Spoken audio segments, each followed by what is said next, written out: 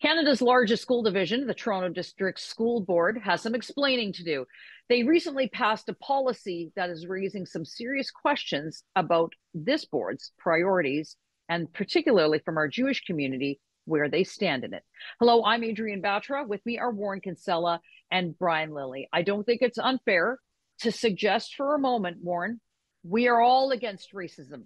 We all want to fight racism in any way, shape, or form, however it comes to us. We're Canadians. This is like a core value for us.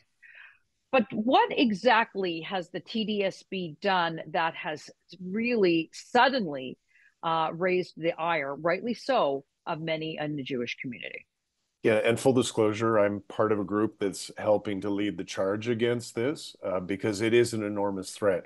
Over 500 Jewish parents and their allies showed up at the board earlier this week to try and stop this in committee. Then there was a vote late last night. And basically what this does is it delegitimizes the Jewish state. It delegitimizes the Jewish community.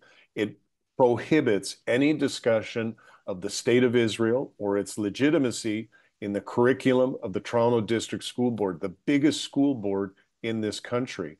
Some people tried to stop that. There are some good trustees there.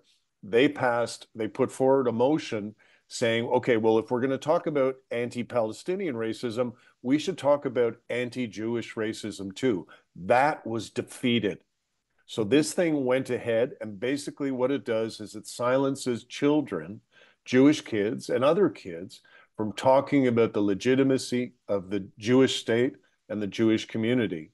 And it is a serious threat because, for example, they didn't even bother. The director of education said, well, the policy actually doesn't even have a definition of what anti-Palestinian racism is.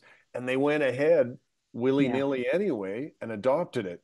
So this now goes to Premier Doug Ford and Education Minister Todd Smith. They are the ones who now have the power to stop this because TDSB has adopted it. And hopefully that's what they do. Brian, I think that there are a lot of trustees around that table who, are obviously ill-informed and perhaps somewhat uneducated themselves, but they're looking at the demographics. They're looking at numbers. They're looking at who their voting base is. And it is in part probably correlates with how they decided to vote. But to pick up on Warren's point, in terms of now this landing in the political arena, we have a new education minister here in Ontario, Todd Smith. He's not said a peep about this. No, he hasn't. I'm not sure he will say very much at all. Look, the problem with the Ford government and education is that there are some people who just never want to get involved in anything that could be seen as controversial. And too often, I think they win the day. I think Education Minister Stephen Lecce was very good at playing whack-a-mole, and some people complained about that. And they said, well, why are you only reacting when after things have already happened? And I was at an event where Lecce was questioned on that by parents, and he quite frankly said, because I find out about this craziness the same time you do. We have an education system that is overtaken by activists of all kinds. It's Toronto District School Board, it's elsewhere. I recently was writing about the Peel District School Board putting Nakba Day on their list of community holidays to be marked. It's unbelievable that happened, but the activists out there on various causes spend an awful lot of time working hard to get their agenda into the school boards, into the classrooms. It's why people need to pay attention when it comes to voting for your school trustee. School trustees still matter. But too many of us don't pay attention. And so the lunatics are running the asylum, as the saying goes. And I think we saw that with the way some of these votes went down on both Tuesday and Wednesday evenings. Warren, I think that it's such a critical point that was so pronounced during COVID. Parents were got to see what their kids were learning because they were home and they were on screens and they heard them in their conversations in classrooms. And you saw a lot of that a lot of parents sort of questioning, well, where are the basics here from what my kid is learning? Taking that one step further, post October 7th, the Hamas terrorist attack, is why we're having this discussion right now, is why this is even on the table. Last word to you, Warren.